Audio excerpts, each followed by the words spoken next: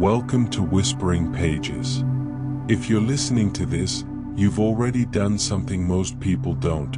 You've chosen to end your day with something that grows you, without a screen in sight. I'm so glad you're here. Tonight we're diving into a book that might just change the way you think about your time, your business, and your freedom. But before we get there, let's take a moment just for you. You've carried a lot today. The decisions, the conversations, the mental noise that follows you from room to room. You don't need to carry any of it into sleep. So let it go now. Just for the next 30 minutes, none of it needs your attention. Feel the weight of your body sinking into your mattress. Notice how the pillow supports your head, how you don't have to hold yourself up anymore. Take one slow breath in through your nose and release it gently. Again, in and out. Let your shoulders drop. Soften your jaw.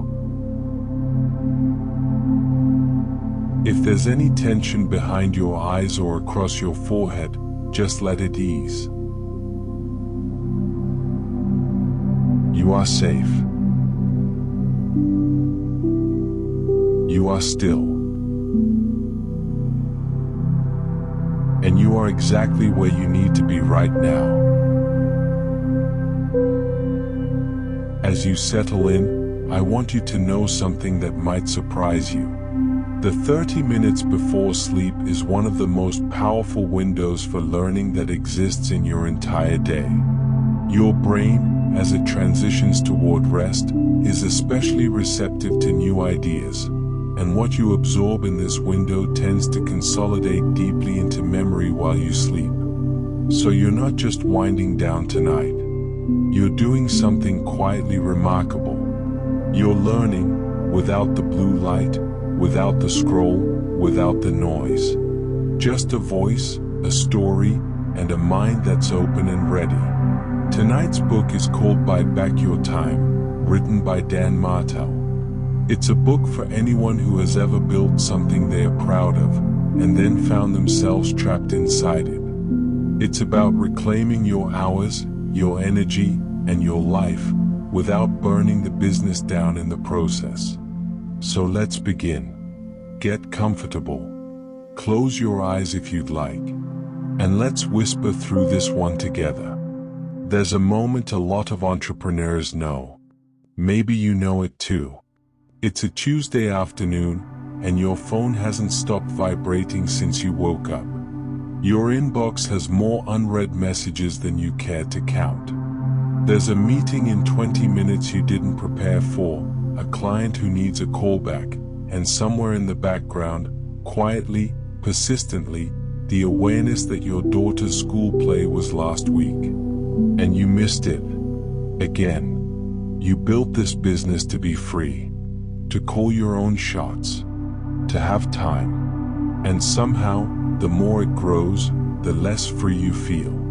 Tonight, we're sitting with a book that speaks directly to that feeling, and offers something rarer than most business books dare to promise. Not a better way to work more, but a better way to work less, on purpose, without letting your company fall apart.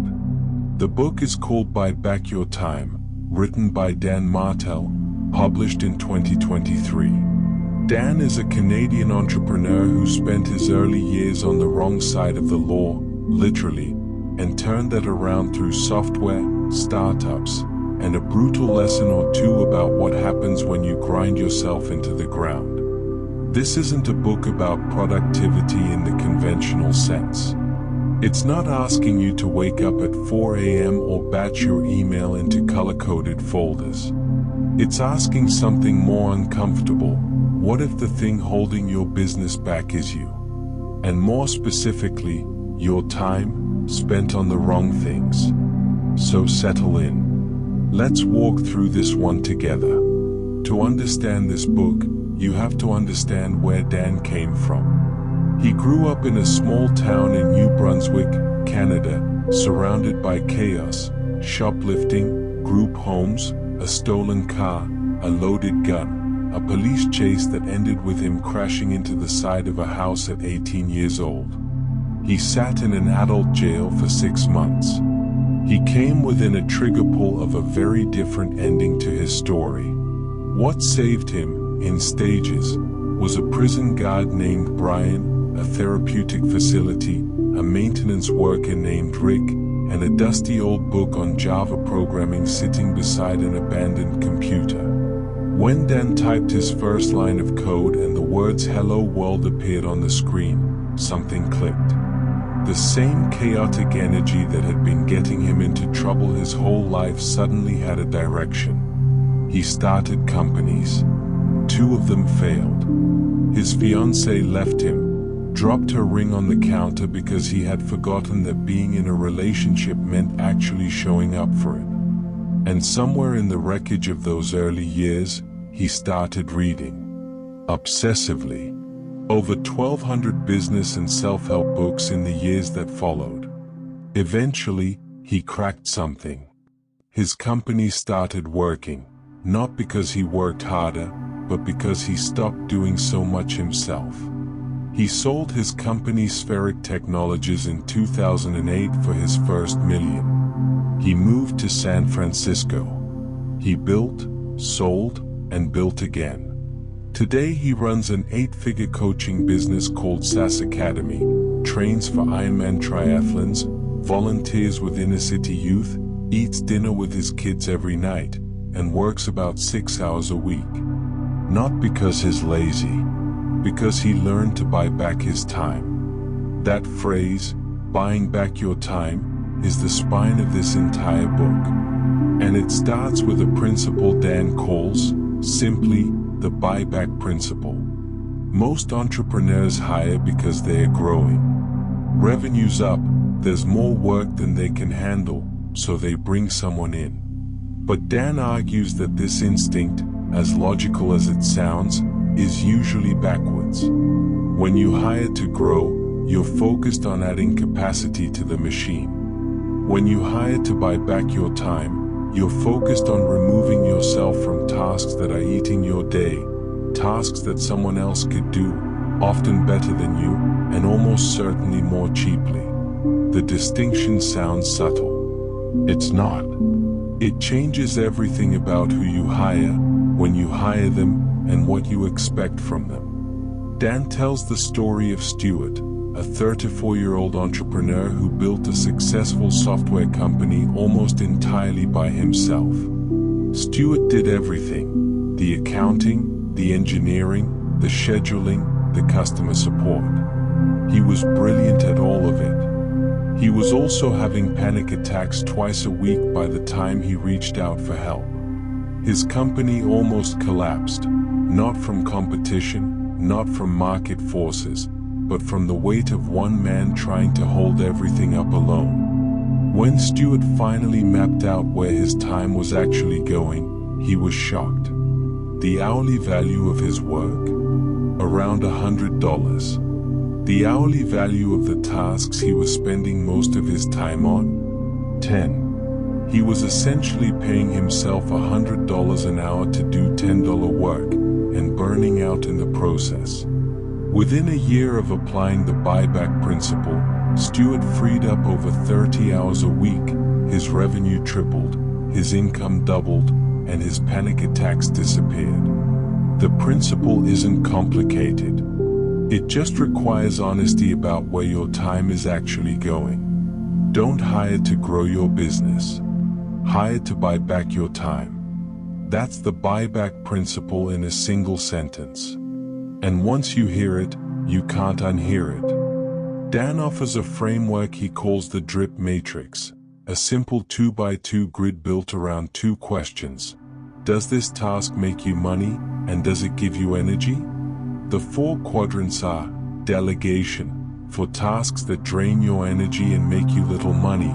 These should be off your plate as soon as possible. Replacement, For tasks that are important and maybe even valuable, but not irreplaceable by you, these need a system and a person. Investment, for tasks that might cost you time now but compound over time, like mentoring a key employee or building your vision. And production, your genius zone, the tasks that light you up, that only you can do at this level, and that generate the most value for your business. Most entrepreneurs, Dan argues, are spending the vast majority of their time in delegation, doing the low-value, energy-draining work, when almost all of their value lives in production. He illustrates this with Oprah. In 2018, Oprah was interviewed about her average day. She wakes up surrounded by nature in Montecito. She meditates, walks her dogs, works out, eats lunch in the garden with her partner. She spends exactly 2 hours on business matters. 2 hours. For the woman who built a $3 billion media empire. The point isn't that Oprah is lazy. The point is that Oprah knows exactly where her value lives, in remaining insightful, compelling, and open-minded, and she protects that space fiercely. Everything else has been handed off. Dan's message: you don't have to wait until you're a billionaire to start thinking this way. You start now, with what you have, by getting honest about what's eating your time. This might be the most psychologically honest part of the book. Dan's thesis here is uncomfortable. Many entrepreneurs don't just fail to buy back their time, they actively prevent it. Subconsciously. On purpose. He calls these self-sabotaging patterns the 5-time assassins. The first is the staller, the entrepreneur who receives a great opportunity, a partnership, a speaking invitation, a high-value introduction, and simply doesn't respond. Not because they're busy, because some part of them whispers, "You're not worthy of this." You'll let them down. The window closes, and they sigh with relief. The second is the speed demon, the one who hires fast, trains minimally, and then wonders why turnover is high and quality is low. They're always solving the same problem because they never solved it properly the first time. The third is the supervisor, the micromanager. They can't let go because deep down, they don't trust anyone else, and sometimes, they've created a team that can't function without constant direction, because that's precisely how they built it. The fourth is the saver, the entrepreneur sitting on a healthy bank balance, refusing to invest in the tools, the hires, or the systems that would free them up, because spending money feels dangerous, even when not spending it is the actual risk. And the fifth is the self-medicator, the one who rewards their wins with wine, their stress with food, their exhaustion with late-night scrolling, coping mechanisms that provide short-term relief while deepening the underlying problem. Dan ties all 5 of these back to a shared root. Many entrepreneurs grew up in chaos. They were wired for it. And without the awareness that chaos has become their comfort zone, they recreate it, even as they are trying to escape it. The antidote isn't self-criticism. It's simply recognition. You can't change what you can't see. Once you've done your time audit and you can see where your hours are going, the question becomes, what do you hand off first, and to whom? Dan's answer is the replacement ladder, a sequential path that tells you exactly which hires to make in which order, no matter the size or stage of your business. The first rung is administration. Before anything else, before you hire a marketer or a salesperson or a head of operations, you hire an administrative assistant who takes over your inbox and your calendar. This is the hire most entrepreneurs resist and most entrepreneurs eventually admit was the single most transformative thing they ever did for their business. Dan uses the example of Richard Branson skiing in Switzerland, relaxed, present, laughing on the chairlifts, while Branson's only employee on the trip was his assistant, Hannah. Hannah fielded everything. Branson's mind was free. The second rung is delivery, handing off the actual product or service you're providing. The third is marketing. The fourth is sales. And the fifth is leadership itself, developing other leaders so that the business can scale beyond what any single person can manage. At each rung, Dan emphasizes, it's not about the job title. It's about ownership. Until one specific person owns the outcomes at each level, you still own them, which means you still carry the weight. He pairs this with something called the camcorder method. Instead of spending hours training new hires from scratch, you record yourself doing every task you want to transfer, once, as you're doing it. That video becomes the training manual. You build your playbooks, your documented processes, not as a bureaucratic exercise, but as a way to make yourself replaceable from the tasks that don't need you, so you're irreplaceable at the ones that do. Once you've started buying back time, the question becomes, what do you fill it with? And, just as importantly, how do you protect what you've reclaimed? Dan's solution is the perfect week, a pre-designed template for your ideal 7 days, built not around your to-do list, but around your energy. When are you sharpest? When do you have your deepest thinking? When do you run out of steam? You build your calendar around the answers, batching similar tasks together, eliminating the context switching that bleeds productivity, and creating space for the work that actually moves things forward. The idea of batching is intuitive once you hear it, doing all your calls on the same day, your creative work in one block, your administrative decisions in another. But most people never actually do it, because they're reacting to their calendar rather than designing it. He extends this further into what he calls the preloaded year, planning the major events of your life a full year in advance. The big trips, the school plays, the time off, the quarterly reviews.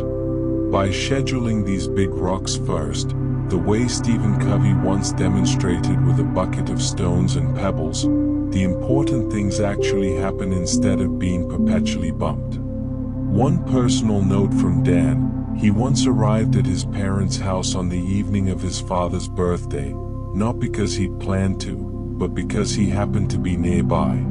His father could tell, in an instant, that his son had forgotten. Dan doesn't forget anymore. The later chapters of the book deal with what happens as your team grows, and they offer a shift in leadership philosophy that's worth sitting with. Dan distinguishes between what he calls transactional management, tell, check, tell again, and transformational leadership, which means setting outcomes and then getting out of the way. Instead of telling your salesperson how to sell, you tell them what needs to be achieved by the end of the quarter. Instead of explaining exactly how to handle a customer complaint, you make clear what a resolved complaint looks like, and trust your team to find their way there. The reason this matters isn't just efficiency. It's about where your mental energy goes. Every decision you make, even the small ones, draws from the same finite well. Research on decision fatigue confirms this. The quality of our choices degrades over the course of a day. Transformational leadership is, in part, a way of conserving your best thinking for the places where it actually counts. He also makes a confession in these pages, a story about a moment when he vented about an employee's poor performance during a Zoom call, not realizing that employee was silently on the line. And the lesson he draws from that cringeworthy story is the importance of feedback, direct, honest, two-way feedback, as the lifeblood of a functional team. People leave jobs not because of the job, but because of unspoken problems that compound over time. McKinsey research shows that 70% of employees look for their life's purpose in their work. They're not just showing up for a paycheck. They want to matter. And if no one is honest with them about how they are doing or what they could do better, they quietly disengage or simply leave. If you take nothing else from this book, take these 4 ideas. First, your time is the only truly finite resource in your business. Money can be earned, lost, and earned again. Time only goes in one direction. The moment you start thinking about your time the way an investor thinks about capital, asking what return you're getting on each hour, your decisions start to change. Second, hiring should be about buying back your time, not growing your business. Growth will follow. But if you hire to grow and don't hire to free yourself, you'll add complexity without adding clarity, and eventually hit the wall Dan calls the pain line, the point where growth becomes impossible because the founder can't hold anymore. Third, the tasks you're doing that someone else could do are not just inefficient, they're expensive. Dan asks you to calculate something he calls your buyback rate, your total compensation divided by 2,000, then divided by 4. This is the hourly threshold below which you should not be spending your time. Anything cheaper than that rate should be outsourced, delegated, or eliminated. Once you know this number, you'll start seeing your calendar very differently. Fourth, buy back your time not so you can do nothing, but so you can do more of what only you can do. The goal isn't leisure, it's leverage. The production quadrant is where your biggest impact lies, and most entrepreneurs barely visit it. If any of the ideas tonight spark something in you, there are a few books worth knowing about. Each one takes a specific thread from this book and goes much further with it. The first is The Big Leap by Gay Hendricks. It speaks directly to the time assassins, the psychological patterns that cause capable, intelligent people to hold themselves back from the very success they're building toward. Hendricks argues that most people carry an unconscious upper limit, a ceiling on how much success, ease, and aliveness they'll allow themselves before some internal alarm goes off and they find a way to pull things back down. He calls this upper limiting behavior, and the patterns he describes, manufactured crises, picking fights, sudden self-doubt at exactly the wrong moment, map almost precisely onto what Dan calls the staller, the supervisor, the self-medicator. If the psychological layer of tonight's book was the part that resonated most deeply, Hendricks is the next place to go. The second is Essentialism by Greg McKeown. The Drip Matrix asks you to identify your production quadrant, the work only you can do at this level, the work that creates the most value and gives you the most energy. Essentialism goes deeper on what it actually means to protect that space and why it is so hard. McKeown's argument is that the default of modern life is more commitments, more options, more business, and that society quietly rewards that default even when it's making us less effective and less alive. If Dan's book gave you the operational tools to buy back your time, Essentialism gives you the philosophical grounding for why it's worth the fight. The third is The E-Myth Revisited by Michael Gerber, a book that sits just underneath Buy Back Your Time like a foundation. Gerber's central argument is that most business owners are really technicians who accidentally started a company. They're brilliant at the craft. They're drowning in everything else. And the thing that kills most small businesses isn't competition or bad marketing. It's the founder refusing to build systems that work without them. Gerber goes much deeper than Dan does on what it means to design a business as a system, not a personal performance. If the replacement ladder and the idea of making yourself genuinely unnecessary felt like the most important part of tonight, Gerber is the longer, harder version of that conversation. No book deserves only applause, and this one is worth interrogating honestly. The most obvious limitation is audience.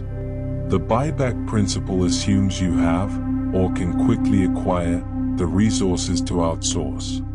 Hiring a virtual assistant, even part-time, costs money.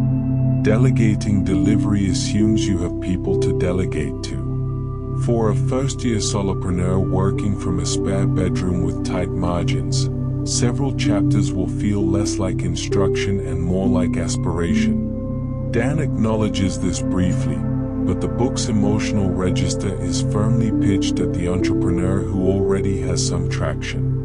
The frameworks are worth internalizing early, but the application may feel frustratingly distant until the business is further along. There's also a question of proportion the book sometimes glosses over. The gap between hiring a part-time virtual assistant and hiring someone to fly ahead and set up vacation properties is significant, and the book occasionally blurs that gap in a way that can read as tone-deaf to someone earlier in their journey. A subtler critique, the case studies are almost entirely drawn from Dan's own coaching clients and personal network. The sample is, by definition, curated, people who came to him for help and, in his telling, thrived. We don't hear from the founders who tried the replacement ladder and found it harder than the book suggests. The success stories are real, but they may not be representative. None of this undermines the book's core value, but it's worth going in with eyes open. Buy Back Your Time is, at its heart, a book about the relationship between how you spend your time and who you become. Not freedom from work, Dan is refreshingly clear about that, but freedom within it. The freedom to choose what your energy goes toward. The freedom to be present at the dinner table. The freedom to build something that doesn't quietly require your constant presence to survive. So here's what I'd invite you to carry into the last few quiet minutes before you fall asleep tonight. Think about one task in your week that costs you energy and makes you very little money. Just one. And ask yourself, honestly, who else could do this? And what might you be doing with that hour instead? You don't have to solve everything at once. The buyback principle doesn't ask you to redesign your entire business tonight. It asks you to start seeing your time the way an investor sees capital, as something to be deployed deliberately, not just spent by default. One task, one honest question, one small experiment in letting something go. Dan Martell came from nothing. Not a modest upbringing, not a rough patch, but nothing. A stolen car, a loaded gun, a jail cell at 18, and no clear path forward. The version of him that eats dinner with his kids every night, works 6 hours a week, and runs an 8-figure business didn't arrive by accident. It arrived through the slow, deliberate practice of asking the same question over and over for 20 years. Is this really the best use of my time? The first answer he ever acted on was a laundry room in New Jersey. He paid someone else to wash his clothes and bought back 2 hours. Nothing dramatic. Nothing complicated. Just a tiny shift in what he was willing to hand off and why. From those 2 hours, everything else eventually grew. The book's most quietly radical claim is this: the people who do what they love aren't doing it because they became rich. They became rich because they protected what they love and handed off everything else. That's not a trick. That's not a privilege available only to the few. It's a practice. And it starts with the smallest possible version of the idea. One task. One honest question. That's enough to begin. Sleep well. And we'll see you at Whispering Pages for the next one.